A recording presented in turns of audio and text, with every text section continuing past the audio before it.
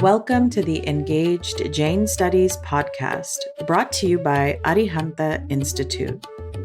Listen to top figures in the fields of Jain studies, religious studies, vegan studies, and social justice discuss pressing issues of everyday relevance. Together, let's move beyond the realm of personal spiritual growth and connect philosophy, religion, and spirituality to the important task of caring for the well-being of society. Learn about your world and how to change it on the Engaged Jain Studies podcast.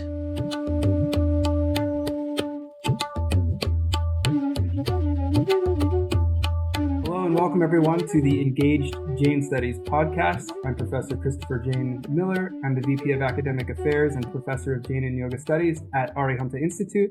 But more importantly, today I am joined by my faculty colleague, Professor Venu Mehta from Claremont School of Theology.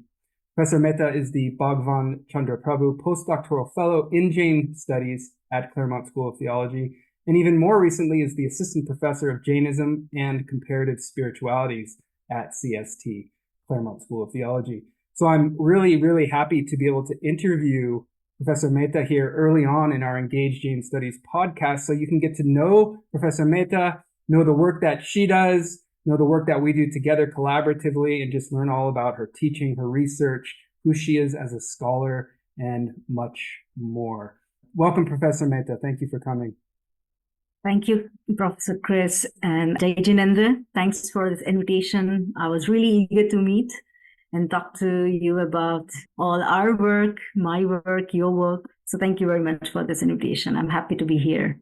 Jainism, as you said. Yes, good to have you here.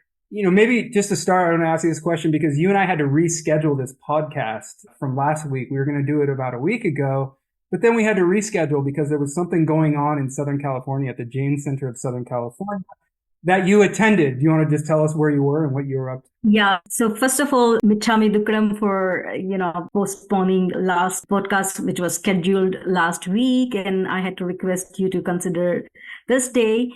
So the reason because that I wanted to attend and I attended the Arihanta Institute's annual event, gathering and meeting. It was an amazing event. I could not go to the first year's meeting and gathering, but I could go to this one.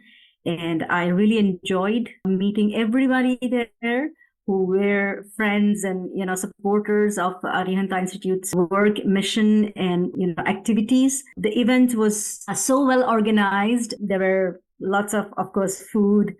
And then I really enjoyed Praveen Jain's presentation about Arihanta's progress and activity. As much as I know a lot about Arihanta because we are in partnership and we do meet almost every week about our work.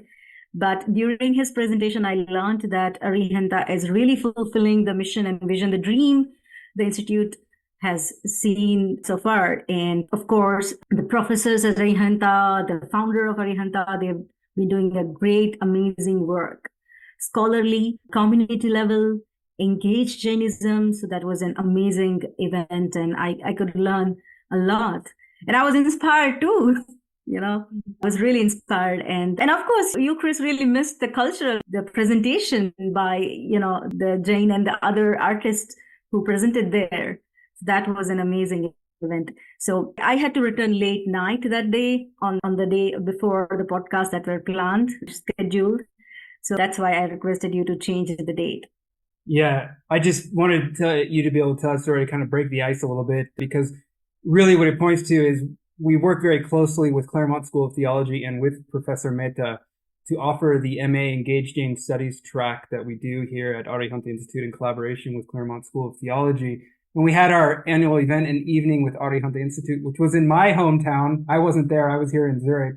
But Professor Mehta is holding the ground there for me in the Los Angeles area and for all of us and was able to attend that event. So thank you for going, for celebrating all the wonderful things about the Jain Center of Southern California and all the work that we do together. A pleasure to know that you were one of our honored guests. Yeah, I think perhaps this was a very exclusive event in which we were celebrating academic achievements of Jain studies for the first time. It was not a social gathering. It was not something else, but it was about celebrating academic, scholarly, and engaged work in the field of Jainism, in the field of Jain studies, in the field of the Jain world. So that was an amazing example that was set by the institution, Arihanta Institution. So that's a very pleasing and inspiring experience for me. Thank you for going. And of course, this is where our work intersects because we're both professors of Jain studies. We work together on a lot of activities across institutions, even just in the Jain studies world in general. And that's really what I want to bring out here today is really the work that you do in this field to let our listeners know who is Professor Venu Mehta, the work you do in Jain studies at Claremont School of Theology as an individual scholar yourself and in collaboration with us. So why don't you tell us a little bit about your background and your Jain studies, both in India and in North America, because part of what makes you unique in this program is that you were brought up in India and then came to the diaspora and are now teaching there. You did your Ph.D. both in India, as I understand, as well as in the United States, and now you're a professor in the United States teaching Jain studies, this growing field in North America. Can you tell us a little bit about your biography in India and how you made that journey through getting your doctoral work finished, who you studied with, what you studied, and how you got to CST? Thanks for this question. Everybody would like to talk about the background and early stage of the journey. So I did my first PhD in India with Sardar Patel University in Vallabhvidyanagar, Gujarat. That was focused on multiculturalism and literature. So that was about teaching multicultural values, multicultural ethics, and multiculturalism through literature education, the school and higher education students and children. While I was doing that, I was so much attuned with how multiculturalism, intercultural education, pluralism can do a lot of good work for the society. And when I was reading for that, going through a lot of libraries, meeting a lot of scholars, my own professor, I found out that, look, Anekantavada, the theory of manifoldedness in the Jain tradition, as a philosophy, as a doctrine, as an ethic, as a practice, is actually nothing else but a route to multiculturalism or intercultural dialogue, plurality, and so on and so forth. Basically, it's something that is very convenient and intellectual way towards peace and harmony. And I thought that, okay, let me complete my PhD and I'm going to focus on that. Born and raised in a Jain family as a Jain community member, we were always taught the Jain ways, right? But we were never taught the very scholarly engagement with what is Anekantavad and all that. But thanks to my mother, who is also a professor, now retired, that whenever I had no work of my own PhD, we used to discuss about Anekantavad and how Jain philosophies and Jain ethics and Jain world can teach us a lot about multiculturalism. That was my first step of interest into Jain studies. I completed my PhD. I joined as an assistant professor at one of the very good institution in Gujarat. And I was teaching there. I also established a Department of Humanities and Social Science just because of my interest in Anekantavad and humanities that way. But then I moved to US for the first time in 2010-11 as a Fulbright scholar to teach Gujarati as a foreign language at Indiana University in Bloomington. That gave me again a chance to, apart from my being a Gujarati teacher in a university teaching courses to this grad and undergrad student, I had an opportunity to be invited as a representative of Jain tradition to be on a lot of multicultural and multi-religious tables and clubs and gathering. And then I realized that whenever I used to talk about Jain tradition, about India, Jain tradition in India, that time I was not much aware about the diaspora, studies of within the Jain tradition.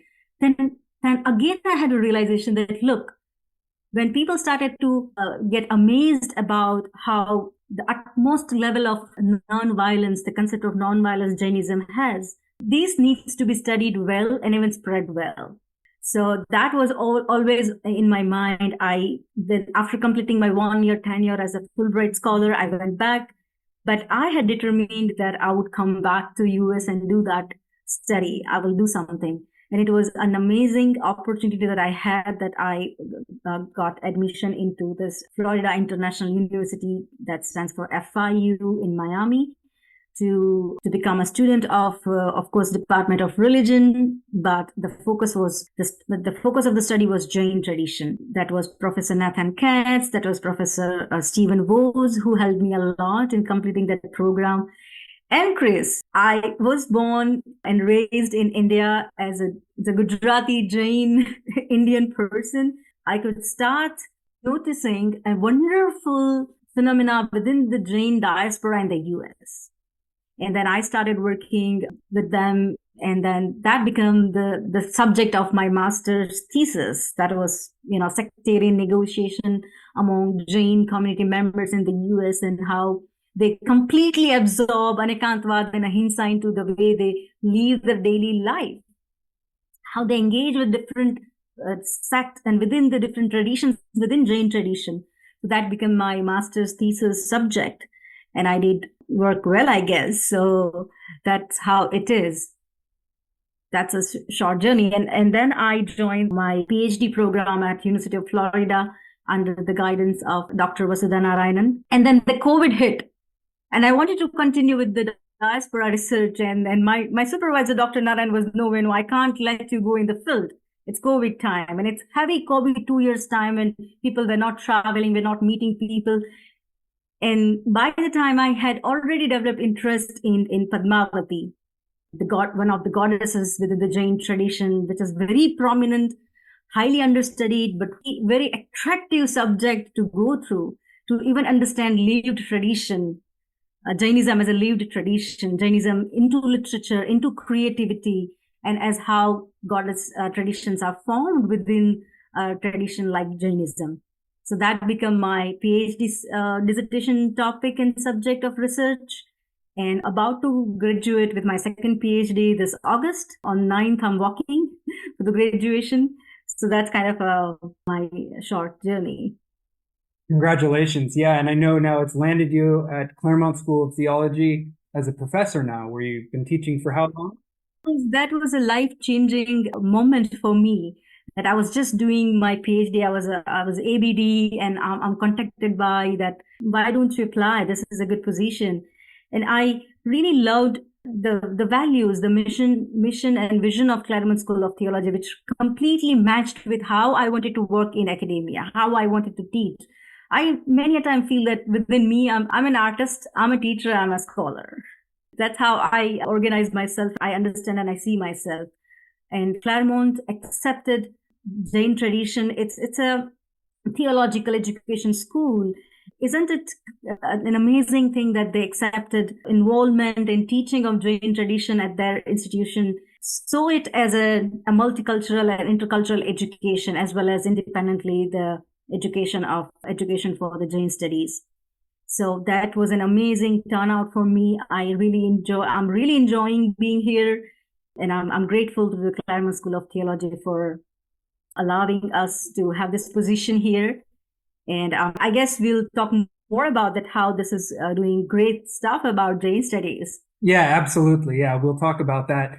Two things you just reminded me. One thing I wanted to note actually was your art. So whenever Professor Mehta is not engaged in this kind of scholarship, you'll find some new art popping up on social media, because Professor Mehta is also a brilliant artist. So I've seen paintings and all kinds of things in photography that I always enjoy seeing. So you're a very multidimensional person. And also, you started the story of your bio as you started it here, talking about how Anekantavada was kind of a connecting point in the work you're doing in literature and humanities, even though you weren't doing Jain studies at the time.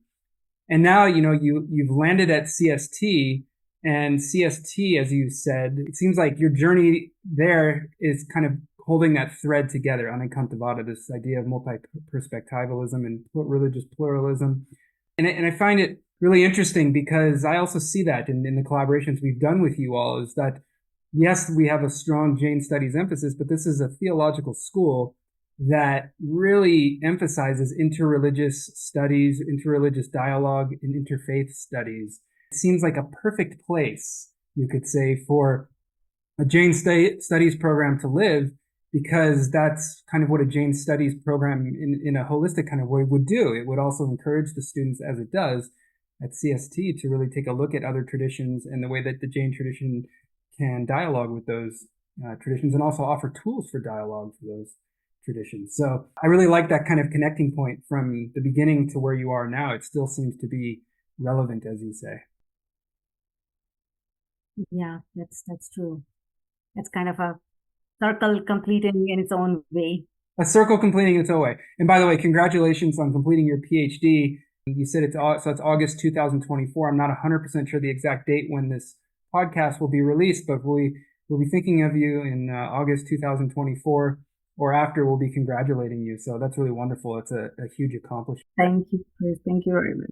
It was a long journey, but I really enjoyed it. Yeah, and the topic of Padmavati and the goddess, these are topics that aren't focused on per se in Jain studies, although they're so fascinating and interesting, because oftentimes when you talk about the Jain tradition, I'm just saying I mean everybody in Jain studies, when you teach the Jain tradition, people don't usually start with talking about women, talking about the goddess, talking about the divine feminine or the feminine as it, so much manifests in other traditions. It does show up in the Jain tradition. So what would it mean, to study the Jain tradition from that perspective? How would that change things? Maybe it's a question you don't have an answer for right now, but it's something I think about, that focusing on these aspects of the tradition that are oftentimes mentioned, but only kind of marginally and not focused on the way so many other things are.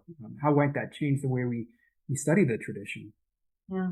Yes, that's a very interesting question. And definitely, I don't want to talk much about it right now, but I would definitely say that my personal finding out of this work, because I did partially textual study and a part was done as an ethnography.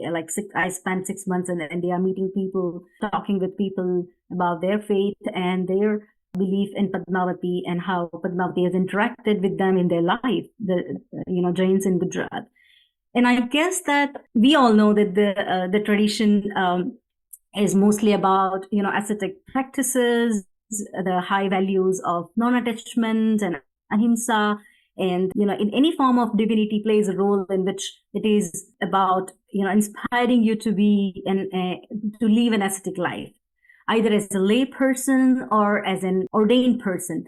But I think Jain people could balance between their love for Padmavati and yet to be in an ascetic life, because Padmavati, for those who do not know, is a yakshi who is originally believed to be the giver of wealth, money, and all the worldly pleasures and needs.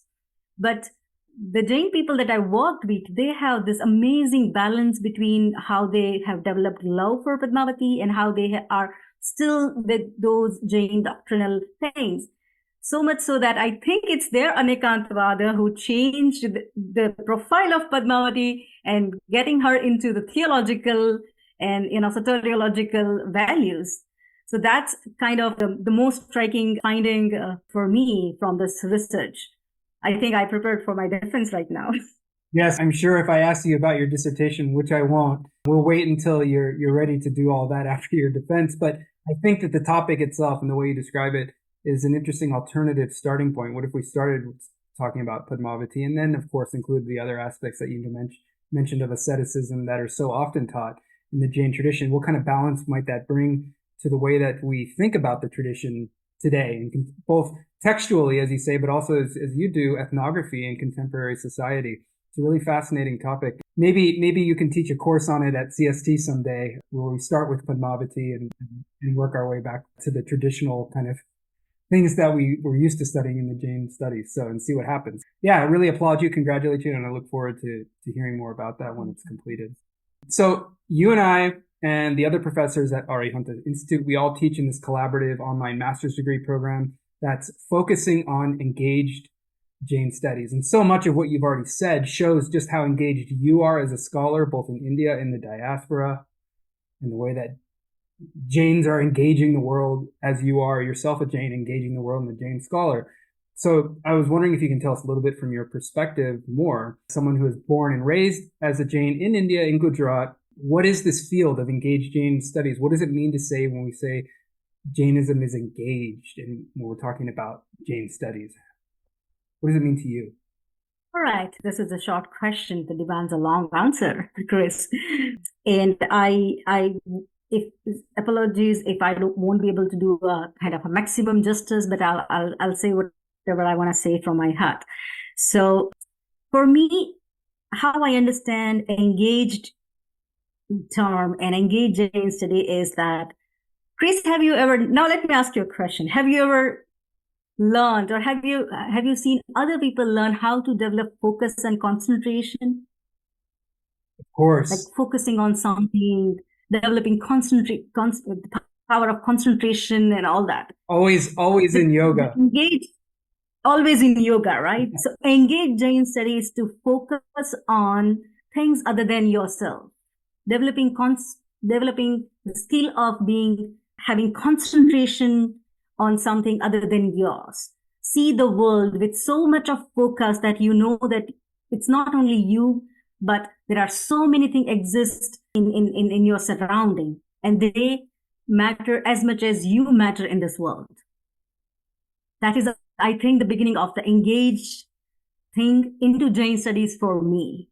You focus on your own story is being told and retold several times, whenever, scholars and Jain community members meet, that how much you were focused on non-harming some, insect when you were sitting somewhere.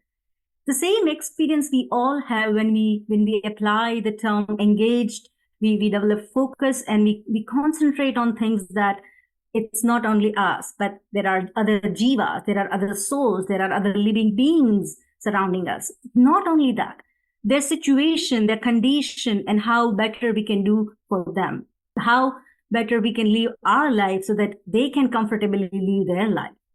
So that is, for me, is philosophically maybe with the perspective is the first step and kind of a first definition of engaged. And that's how we begin developing, so many things under the umbrella of engaged Jain studies. It can be ahimsa, it can be anekantavada, it can be my favorite topic, aparigraha, which I'm working side by side as my secondary research interest. That is aparigraha, non-attachment, non-desiring something. I would say, like, I'll go a step further. Non-attachment maybe is sometimes not sufficient. We need to be becoming non-desiring. So, and I can talk more about, forgiveness stuff, and then we can again talk more about the courses and the real outcome of the courses taught under the program MA into Engaged Studies with the partnership of Arihanta and Claremont School of Theology. But I'll summarize once again that for me, Engaged Jain Studies meaning you learn how to focus on things that is other than you, but still you're not othering them, but you are considering them as much as you are. That's where people don't focus, Chris. People just move on. We live in a world where we have everything possible in this world. We have technology, we have gadgets, we have social media, we have all the luxuries. We can do anything possible. But in this era, if we are still focusing on non-living living beings other than humans, other than yourself, it is the engaged Jain studies that we are doing, either as a scholar, either as a practitioner, researcher, or a community member. Wonderful. And I don't know if I made it clear that, so we teach in collaboration with you at Claremont School of Theology this master's degree in Engaged Jain Studies. So we've really established a subdiscipline within the field of Jain Studies of Engaged Jain Studies, which it's so early in its infancy that we are actively defining what that means. And that's why I wanted to ask you to see what you said. But I think we all share, and I think you hit it really well. You hit the nail on the head there, that we all share this commitment to the fact that whatever way we study Jainism or the Jains or Jain philosophy or just the humanities at large, but in Jain studies, we're always trying to see how it can be engaged with the world, how we ourselves as individuals, as you said, are interconnected with the world. So we have to be engaged with the world. And so I'm really hearing that come out. I really appreciate that because it challenges a lot of the basic assumptions that we're raised with, that we're individuals only responsible for ourselves, that we're, not connected with everything that's around us, and that we're supposed to be kind of self-absorbed and focusing on ourselves. But as you've described it here, and I think we very much are in alignment, and because we've talked about this before, obviously, but it requires us as scholars and just as individual people to consider how we are in relation to everything around us and engaged with everything around us. And then it extends into social justice and all the things you said. So. And I'll give a couple of examples that I have experienced and I've observed about students taking the courses that are meant for MA in Engaged Jain Studies, offered both by Claremont School of Theology and Arihanta Institute courses, and at Claremont as well. I'll give two examples. The first one, so to make it like more concrete, right, that what we are doing is really worth discussing and talking about. There are many courses that professors at Arihanta are teaching, and there are some courses that I am teaching here at Claremont School of Theology. So I'll talk first about students who also are enrolled in my courses and are taking courses with professors at Arihanta Institute. I have seen them develop a real love for life after taking the courses as Arihanta Academy, the courses meant for MA in Engaged Jain Studies program. When they come to my course, their perspective have changed. The way they engage with the worldly perspective have changed so much in a compassionate way, in depth. And it is not only descriptive, but it's quite elaborative emotionally. It means that they have developed the sense of engagement that you were trying to teach under this with these programs. At the same time, students taking courses, of course, the Jain courses at Claremont School of Theology, I have seen them becoming vegetarian for more than a week and come back and tell me that what they have felt and experienced. This looks like a very maybe simple examples, but they are not simple for those who are changing their life after taking the courses taught as a part of the MA Jain Studies program. Someone who has not been vegan or vegetarian for their, let's say, 40 years of life period, changing this after learning it's not a small thing. We cannot even change one thing in our life for a single moment. We get agitated and we do not have any will to do that. So here they are also developing will, they're developing consciousness, awareness, and love and interest in that. That's the result of this program, I guess. That's kind of an ongoing process of this program. I'm not going into the technical aspect of what is the meaning of Engaged Jain Study. Maybe we know that, and you had a wonderful conference on that. But I'm just talking about the real life examples. Precisely. And I can multiply the example by saying so many things. I had a student, of course, that time we were not partner, but I had a student who had again done a kind of a partial fasting that is in the Jain tradition, right? And making a vlog out of it. That look, so that student is recording, her daily activity going on a partial fasting, the Jain way, and then registering that how I could, change my life and what impact and positive influence the student had. Similarly, I had another student who went for hiking for about 5,000 miles. And the student writes me and tells me that, Venu, of course, the professor, I completely followed the Jain ecological principles and values, and I did not throw any of the waste that I had with me for this 5,000 miles of hiking. I kept it in my backpack. So it's just for the environment, just for the sake of other living beings on the earth. So this is the impact of the program like MA in Engaged Jain Studies offered by Arihanta Institutes in partnership with Claremont School of Theology, that the students are becoming, and that's why I told you that it's about focus. It's about looking at something precisely, deliberately, that how things, what impact an individual human being can put without being non-self-centered.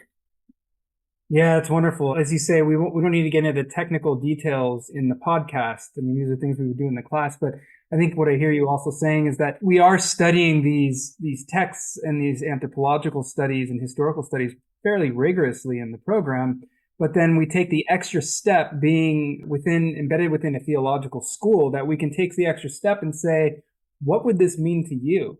How would you engage the world knowing this about the Jain tradition? How does this maybe change your perspective? And it requires a sort of decentering of yourself. And as you say, like a concentration. The story you just told about your student being so careful with the environment while walking and on pilgrimage, I mean, that takes a lot of concentration, as you say. I was just reading the Acharanga Sutra today, the first earliest Jain text. And then there you see Mahavira going on these long walks, meditating very carefully on everything around him. I mean, it's this ancient tradition, ancient wisdom. It's there. It's written in the text. We can study it critically. We can talk about it critically, which we do. But then what does it do to you when you actually do that, right? And it just, it's wonderful to hear these stories about your own students. And that being said, this is one of the questions I wanted to ask you. Can you tell us a little bit about which courses you are teaching at CST as part of the MA program in Jain Studies? And also, I know you co-teach and you do various things. So we'd love to hear about the kind of course offerings that you have and your specializations. Definitely, Chris. So it's actually hats off to you and the team. And of course, I'm on the team as a part, but you have done a major leading part in developing courses, some courses that I have designed, many of them you have designed at Arihanta, you and colleague professors at Arihanta. But I am teaching particularly the course Introduction to Jainism, which would be maybe from this year will be combined with the Jain Way of Life introduction course, which was taught by Jonathan Dixon. And I have been teaching a course on ecocultural ethics, Jainism and global perspective.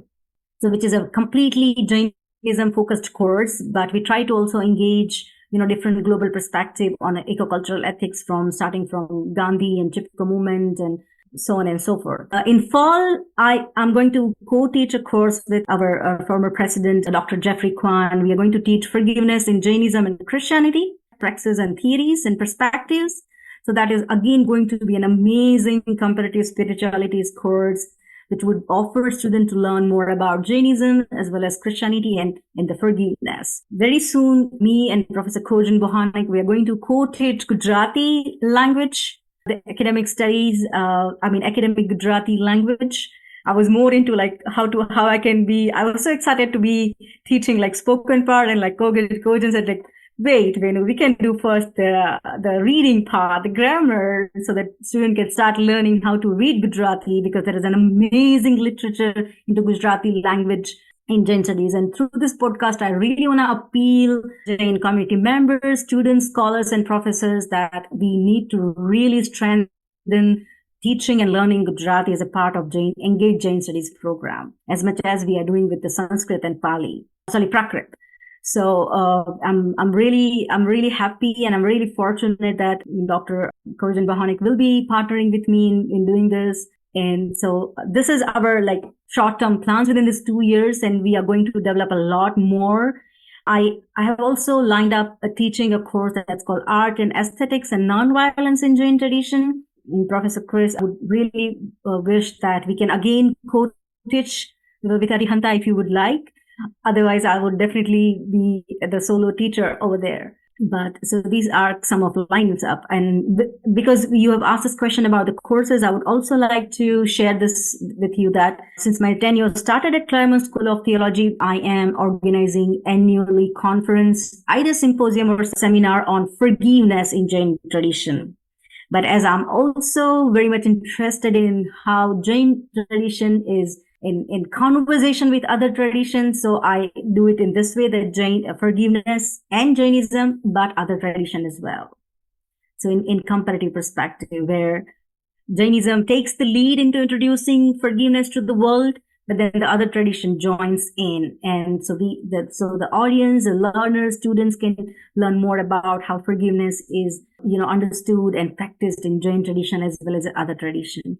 So I think this would be the 4th successful year. And this time we are going to do the forgiveness symposium and seminar as a part of the course that me and Dr. Kwan are going to teach. So the last day of the class would be the seminar. So that is again going to be an amazing thing. And forgiveness is again, Chris, that it's a part of Engaged Jain Studies. Absolutely. Yeah, I'm glad that you brought this up because you're sort of organically bringing out what engaged Jain studies is. So you mentioned at the beginning, it's kind of non-self-centeredness and being in relationship to things around us, engaging with them in a socially good way, human and non-human. You described that. And then you also brought up here a couple of things that I'm hearing that I think are really part of the engaged Jain studies. And you said it, which is that you're engaging Jain ideas with ideas of other traditions to see how they can inform one another. How the Jain tradition, for example, with forgiveness, as you say, can kind of inform conversations, broader conversations taking place both within the academy as well as in practitioner circles and or both. And how by bringing those Jain ideas in conversation with other traditions, they can mutually enhance and inform one another, perhaps fill in gaps for each other on both sides that would be mutually beneficial. So that's part of the engagement. We're engaging other traditions.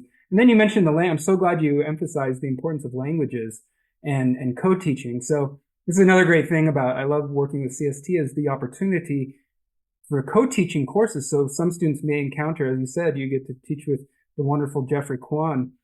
You get to co-teach, and students get the benefit of having both professors there to learn from in these comparative courses.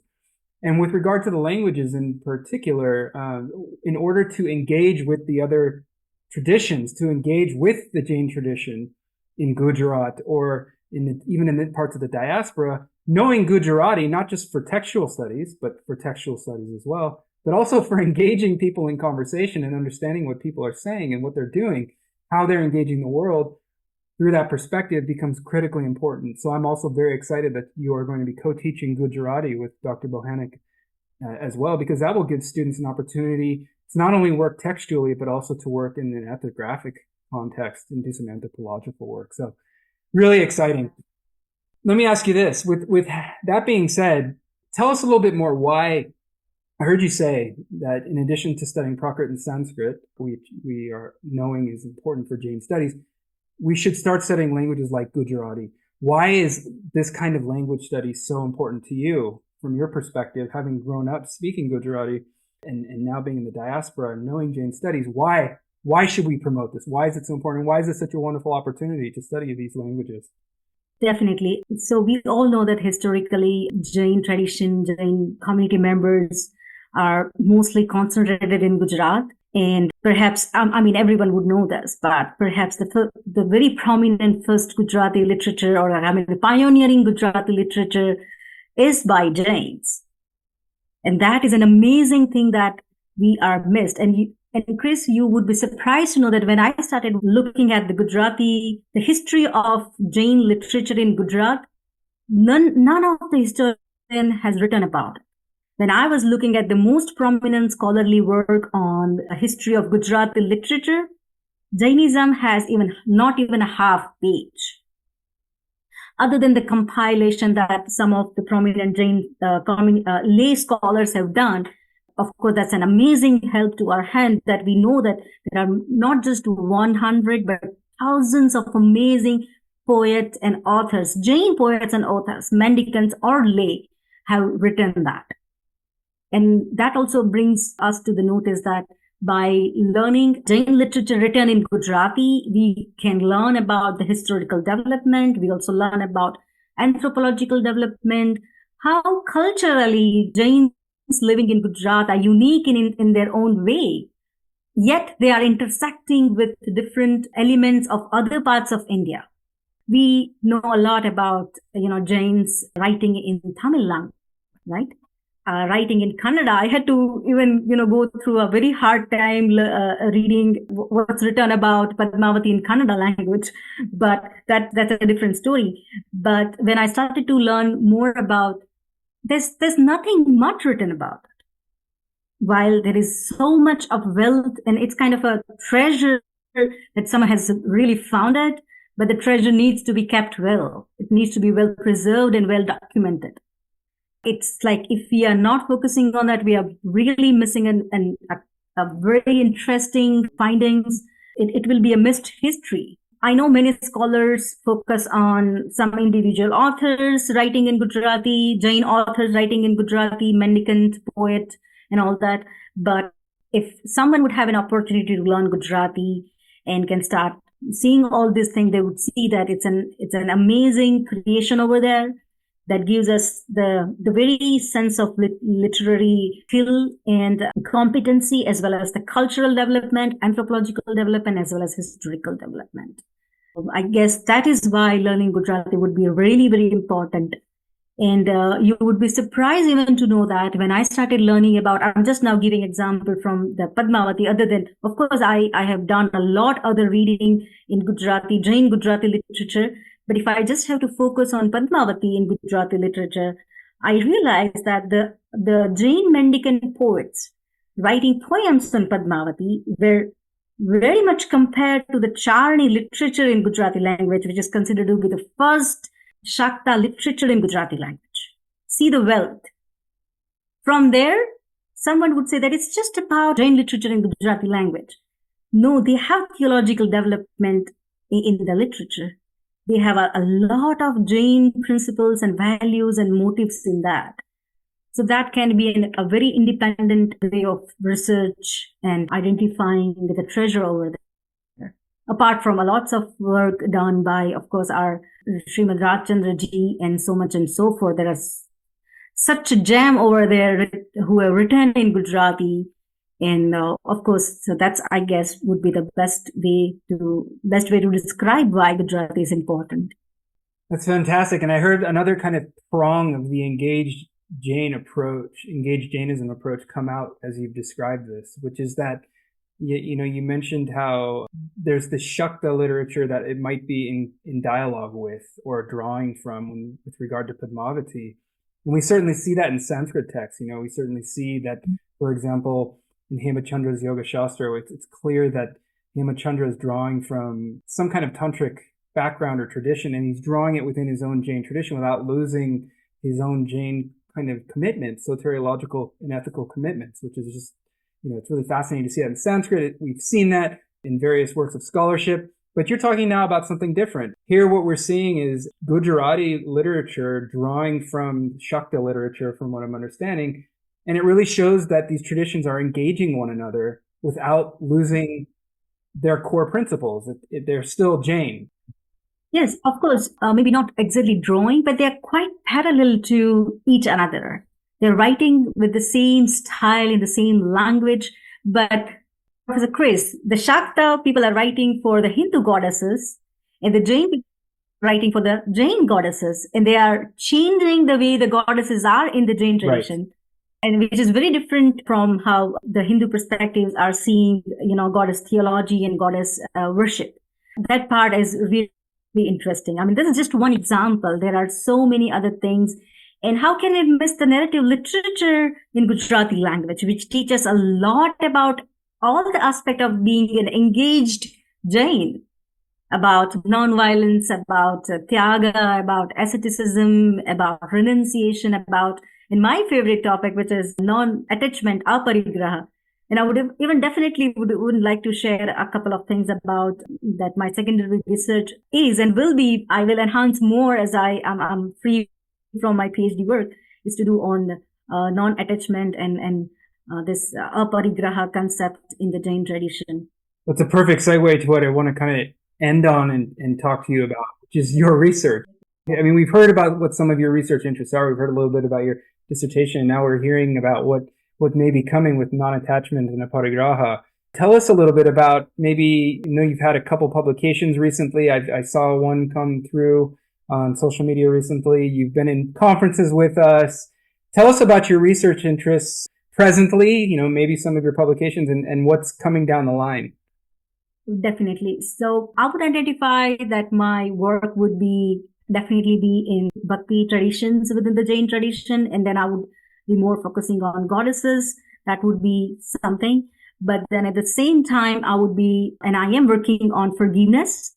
I will definitely be more prominently working on forgiveness theories and practices within Jain tradition. And I'm aiming to make it more comparative. By the leading idea would be Jain tradition. And the third thing that I'm highly fascinated by, because I've experienced that as grown up in India, is to focus on how important aparigraha, non-attachment, is. And aparigraha is again not very personal, Chris. It's about if you are practicing aparigraha, the Jain way of aparigraha, you're helping the world. You're helping the world. And this is maybe my, the activist part, which I do not much show outside in my social world, but I just keep it myself, and I try to be as much as, aparigraha person. And I see that a lot of things can be answered and solved by being, applying the theory of aparigraha personally, as a society, as a community, and as a country as well, in policies as well. And if you want to talk about maybe any sort of theories or philosophy that talk about maybe those who are underprivileged, those who are not having any sort of advantage financially or socially, if those who have everything at hand, and if they would apply, and this can be go quite deeply into the theories of economics, the theory of business, and so on and so forth. This is kind of a very umbrella idea that I'm giving, but completely concept of non-aparigraha. And I'm actually combining it with Gandhi's concept of Swadeshi, Gandhi's concept of self-ruled economical independence. Here lies the dignity of human being. So, and I'm talking right now in the perspective of, let's say, Indian cultural thing, or if it can be replicated into even, other countries as well. I had discussed this idea with my students who are living in the US, and they thought that, yeah, this is an idea can be applied everywhere. So basically, how someone's accepting the theory of aparigraha, non-attachment, can help other people grow financially, economically, socially, with dignity and pride. That's kind of a basic underlying thing. Maybe a king can be a person who can practice aparigraha, is maybe that is as important as a normal human being. A normal, human being or citizen can be living with aparigraha. It's a very, in depth, but I'm just giving an overview of it. Well, no, it's great. I think it's perfect for our listeners to just get a taste of what's to come with regard to your work. And what you can really obviously hear coming through, the other thread that's come all the way through to the end here of the podcast, is the notion of engagement. And you're really engaging these Jain principles and ideas with real world problems, things that we're all actually challenged by individually and socially. And I'm convinced from listening to you that aparigraha, this notion of non-attachment and non-possession, can really be beneficial with regard to many of the challenges that we face as a global society. So I've seen some of your presentations on this as well. So I do know what you're talking about. Hopefully people can find you and hear more. I really need to do it more scholarly, more precise way, so that it can turn out to be, really kind of a scholarly piece of work that can be used to understand this thing. But Professor Chris Miller, why don't we even talk about that? How much we are happy about the new concentration that we have under our MA in Engaged Jain Studies program, Vegan Studies. That's the title that we have, right? Vegan Studies and the Yoga Studies. And we are really excited about it. I'm not sharing the things that we discuss at CST that way, but we were so much excited about it. And we saw that it is connecting at several levels.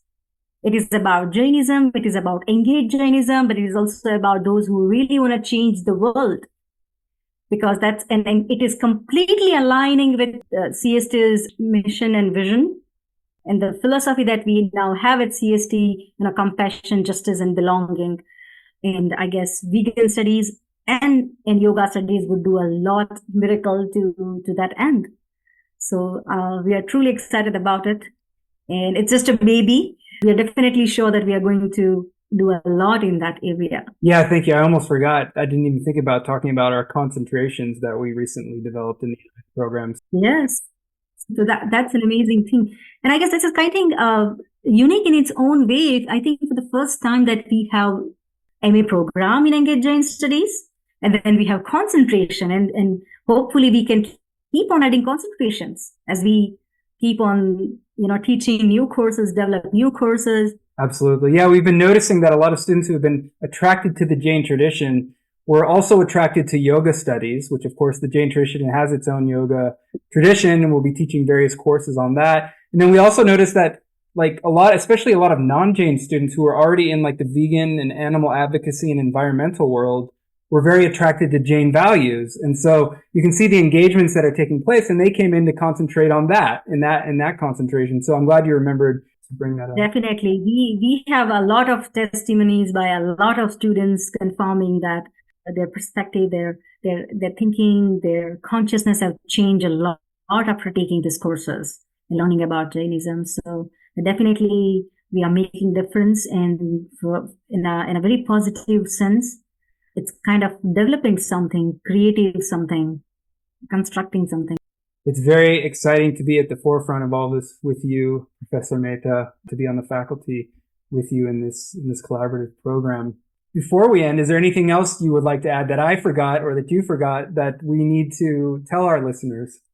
No, I guess just thank you very much. It was really nice speaking with you. You had an amazing questions. I could talk a lot. I have been talking in conferences in a classroom, but because of this PhD work, the side of like teaching, I had really less opportunity to talk about myself and how I teach and my research work and what I plan. So this gave me a good break and opportunity to talk about all these things. I really pray and hope that all our dreams come true, and we will always be committed to Jain studies and engaged Jain studies. So thank you very much. I'm really happy about this partnership with Arihanta and Claremont School of Theology. Wonderful. And we'll be sure to include a link to your faculty bio at Claremont School of Theology along with this podcast in the description. So people, if they want to reach out to you, get to know you. I know you meet individually with people who want to talk about the program and Jain studies. So put your link to your faculty page at Claremont School of Theology here. I really just want to thank you, Professor Mehta, for making the time to speak with me. I know you're very busy. As you say, you finished your dissertation and you'll be graduating soon. Congratulations on that. So with that, I think we'll bring it to an end. We want to thank our listeners for listening in on the Engaged Jain Studies podcast. We want to thank Professor Mehta for being here with us, and we can't wait to listen with you next time. Jai Jinendra. Jai Jinendra. Thank you. Thank you for listening to the Engaged Jain Studies podcast, brought to you by Arihanta Institute, an IRC 501c3 nonprofit California corporation. If you enjoyed this episode, please subscribe, leave us a review on your favorite podcast platform, or better yet, tell a friend and share it with a colleague. At Arihanta Institute, we bridge ancient wisdom with contemporary living through accessible, self-paced online courses, free events, and a first-of-its-kind Master of Arts program in Engaged Jain Studies. Visit arihantainstitute.org to learn how our curriculum spanning Jain philosophy, social justice, veganism, environmental studies, and more can enrich your understanding of timeless principles in today's context. Jai Jinendra.